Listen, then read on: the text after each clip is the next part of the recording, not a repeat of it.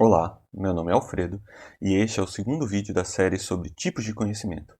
Veremos a divisão proposta pelo Kant entre conhecimentos a priori e a posteriori e, em seguida, a divisão entre sentenças analíticas e sentenças sintéticas. Vamos lá? A distinção entre sentenças analíticas e sintéticas foi proposta pelo filósofo Immanuel Kant no livro chamado Crítica da Razão Pura. Esse livro ele foi publicado em 1781 e foi extremamente influente no desenvolvimento da filosofia a partir desse momento.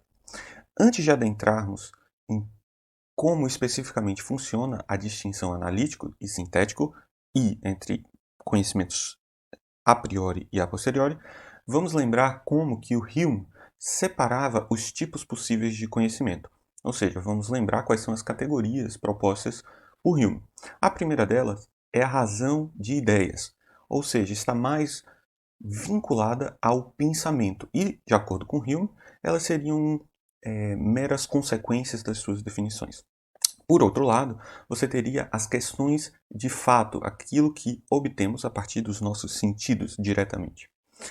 Se analisamos o que está acontecendo nessa divisão, vamos perceber que temos duas dimensões importantes a serem consideradas. A primeira dimensão é a dimensão do conhecimento, ou seja, da nossa capacidade ou possibilidade de conhecer aquilo que estamos dizendo. E a segunda forma de ver essa divisão é a partir de uma ideia semântica do que está sendo dito sobre o que está sendo dito. Ou seja, vamos dizer, uma divisão semântica, ontológico-metafísica, certo? Então, ao observar o conhecimento, vamos olhar para essas duas dimensões separadamente. E é isso que o Kant tenta fazer. E ao fazer essa separação, ele vai esclarecer de modo mais sólido quais são os tipos de conhecimento possíveis. Então, vamos inicialmente analisar a questão do conhecimento, ou seja, a possibilidade de conhecer alguma coisa. Então, dada uma sentença S, né, uma sentença qualquer S, como o hoje faz sol, ou 2 mais 2 igual a 4, qualquer sentença que afirme algo sobre o mundo, quais são as condições para saber se esse é o caso, se esse é verdadeiro? A primeira possibilidade é sem depender da experiência, ou seja, basta analisar a sentença para poder determinar se isso é verdadeiro ou não. E analisar a partir da nossa razão. Usar a razão é suficiente para determinar se isso é verdadeiro ou falso. E esse tipo de conhecimento é aquilo que chamamos de conhecimento a priori, aquilo que não depende da experiência.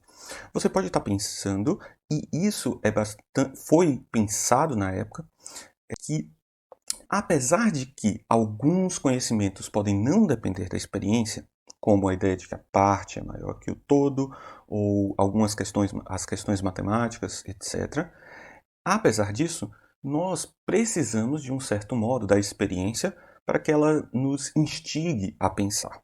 Mas isso não é considerado quando estamos falando sobre um conhecimento a priori. Estamos falando sobre a possibilidade, num sentido ideal, de que aquilo poderia ser obtido, aquele conhecimento poderia ser obtido independente da experiência. De outro modo, nós temos um outro tipo de conhecimento, um conhecimento que é dependente da experiência, que vem a partir da nossa experiência com o mundo. E chamamos esse tipo de conhecimento de a posteriori. A posteriori no sentido de que é depois da experiência. A priori antes da experiência e a posteriori depois da experiência. É muito comum escutar algumas pessoas no dia a dia falar a priori. Mas quando as pessoas usam a priori no dia a dia, em geral as pessoas estão dizendo a princípio, antes de observar, antes de entrar em contato com alguma coisa. Mas aqui estamos falando antes da experiência como um todo. Se fôssemos somente um cérebro, se fôssemos somente uma mente pensando sobre o mundo, seria possível pensar esse tipo de conhecimento. Vamos observar alguns exemplos de conhecimentos a priori e a posteriori. Imagine a seguinte sentença a priori: meu pediatra é médico. meu pediatra é médico pode ser determinada como verdadeira independente de saber o que significa ser pediatra exatamente, independente de entrar em contato com a realidade do mundo, eu posso determinar que pediatra é médico. Faz parte do grupo ser médico, está dentro da definição de pediatra, que se trata de um médico que cuida de crianças. Do lado a posteriori, nós teríamos uma sentença como meu pediatra tem 45 anos. Ora, meu pediatra tem 45 anos não pode ser determinado simplesmente pela análise do que significa ser pediatra ou o que significa ter 45 anos. Então, eu preciso ter um contato com a experiência do mundo para determinar se isso é verdadeiro ou não. Então, vamos para mais um exemplo. Se nós temos que JK, Juscelino Kubitschek, governou 5 anos. Se ele governou 5 anos, então governou 4. Ora, se governou 5, governou 4. Isso é simplesmente uma consequência de ter governado 5. 5 é maior que 4 e, portanto, ele governou também por 4 anos. Ele governou por 4 anos e mais um. Mas se eu disser que Juscelino Kubitschek governou por mais de 3 anos, bom, isso agora não pode ser determinado simplesmente pela análise da sentença. Veja, de fato, o JK, o Juscelino Kubitschek, ele governou o Brasil por 5 anos. Mas, se eu coloco isso como uma condição, se ele governou 5 anos, então governou 4, a sentença como um todo é verdadeira, independente de se o Juscelino governou ou não por 5 anos. Agora, saber que o Juscelino Kubitschek governou por mais de 3 anos, eu preciso observar o mundo, as evidências de que ele governou mais do que 3 anos. Eu vou analisar documentos históricos, eu tenho referências sobre isso, documentos que dizem que ele governou por 5 anos. E, portanto, isso está do lado do a posteriori, enquanto a primeira sentença está do lado a priori. Mais um exemplo para a gente completar. Se nós analisamos a frase que diz que todo solteiro é não casado, bom, ser solteiro, sim, solteiro no sentido de não ser casado, essa frase ela é literalmente uma expressão da definição do que é ser solteiro. Portanto, ela pode ser determinada como verdadeira independente de termos experiência com o mundo ou não. Ao contrário, se dizemos que alguns casados agem como solteiros, ou seja, apesar de serem casados, eles interagem com outras pessoas como se fossem solteiras, isso eu preciso observar o mundo para determinar se isso é verdade. Afinal, poderia ser possível imaginar que todos os casados se comportam de acordo com aquilo que a eles foi estipulado. Certo? Então, aqui nós entendemos essa diferença sobre a origem, né? Sobre como é possível determinar aquele conhecimento. Se podemos determinar esse conhecimento somente a partir da nossa razão, então vamos dizer que ele é a priori. Mas se dependemos da experiência com o mundo para determinar se um conhecimento é verdadeiro ou não, então dizemos que ele é a posteriori. Vamos agora para a segunda parte, a parte mais fundamental, que é a divisão entre analítico e sintético, ou a divisão semântica barra ontológico-metafísica, certo? Nesse caso, vamos dizer que uma sentença é analítica quando a verdade da sentença S depende apenas, e apenas sublinhado, da análise dos significados dos termos presentes no enunciado. Isso quer dizer que agora não estamos falando sobre a possibilidade ou não de conhecer a sentença, de como é possível conhecer, mas sim do que na estrutura semântica, na análise do que está acontecendo na sentença, se é possível a partir disso, ou se isso é suficiente para caracterizar o que significa a sentença. Se essa sentença depende somente dos significados dos termos presentes, vamos dizer que ela é analítica. E, caso contrário, vamos dizer que ela é sintética. A sentença S estabelece uma síntese entre um ou mais conceitos. Vamos observar alguns exemplos desse tipo de sentença. Observe o seguinte: todo médico especializado em crianças é médico. Ora, isso é uma expressão similar àquilo que nós dissemos como a priori. Todo médico especializado em crianças é médico. Médico especializado em criança faz parte da ideia de ser médico. E faz parte, obviamente. E, similarmente, vamos dizer, todo pediatra é médico. Existe uma divisão que é interessante e importante de ser colocada aqui, é que ambas essas sentenças elas são ditas analíticas. Simples análise do significado dos termos presentes é suficiente para determinar se essa sentença é verdadeira ou não. Mas observe o seguinte: no primeiro caso, o fato de que essa sentença é verdadeira pode ser determinada independente do que significa ser médico, o que significa ser criança, o que significa ser especializado. Somente a estrutura lógica é capaz de determinar se isso é verdadeiro ou não.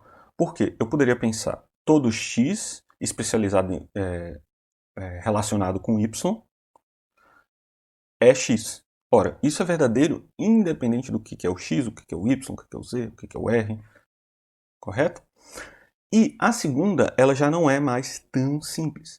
Veja, nós precisamos saber que pediatra significa médico especializado em criança para determinar que essa sentença é analítica.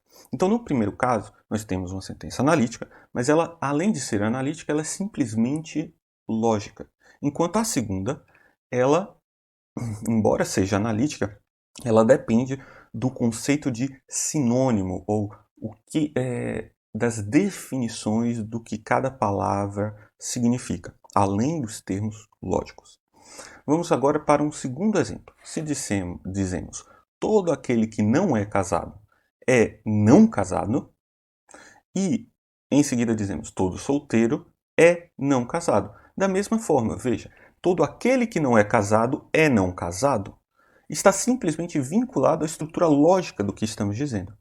Eu não preciso saber o significado de nenhuma palavra que não sejam aqueles termos logicamente determinados, que são todo, é e o que está conectando as duas coisas, mas eu poderia todo X, que não é Y, é não Y, por exemplo. E nesse caso, essa sentença seria verdadeira independente de como analisamos os significados. E, portanto, a primeira é uma sentença lógica e a segunda é uma sentença analítica, porque ela, a partir da substituição de um termo por um sinônimo, podemos obter uma validade lógica. Certo? É isso que está acontecendo no entendimento entre o que é ser analítico. A partir da substituição de um termo como solteiro por sua definição ou por algum termo obtido definicionalmente, nós obtemos uma sentença logicamente verdadeira. Aqui em cima eu vou colocar uma referência para o nosso curso de lógica, onde fazemos uma análise breve sobre o que significa a validade lógica. Mas vamos continuar aqui. Então nós temos que a primeira sentença é lógica e ambas são analíticas. Correto? Veja, essa divisão, ela aqui coloca uma questão muito importante, que é S é analítica, vamos definir, quando ao substituir termos por sinônimos, posso transformar a sentença S em uma validade lógica, ou seja, algo que é válido independente dos significados dos termos presentes da sentença. Caso contrário, vamos dizer que a sentença é sintética, certo? Ou seja, não é suficiente fazer uma análise ou uma substituição por sinônimos para determinar o que está acontecendo naquela sentença. Por exemplo, nós podemos dizer algo como a cadeira é azul. Veja só, a cadeira é um conceito que quer dizer, pode ser substituído por diversas coisas. Mas em nenhuma possibilidade do que se fala que é cadeira, a ideia de ser azul está contida nesse conceito. Uma cadeira pode ser de outras cores, pode ser marrom, vermelha, preta, pode ser de qualquer que seja a cor. Então, Estou realizando, nesse caso, uma síntese. Por quê? Porque eu estou juntando dois conceitos que não são unidos a partir das suas próprias definições. É daí que vem a ideia de que aqui se trata de uma análise semântica. Nós estamos vendo a possibilidade de que a simples análise dos conceitos presentes em uma sentença é suficiente para determinarmos o seu significado, a sua semântica. Certo? Vamos, no próximo vídeo, determinar em mais detalhes o que significa as sentenças sintéticas. Agora vamos só relembrar, por fim, qual foi a divisão que nós fizemos nesse vídeo. Nós temos a priori e analítico, temos a posteriori e sintético. E até aí, tudo bem.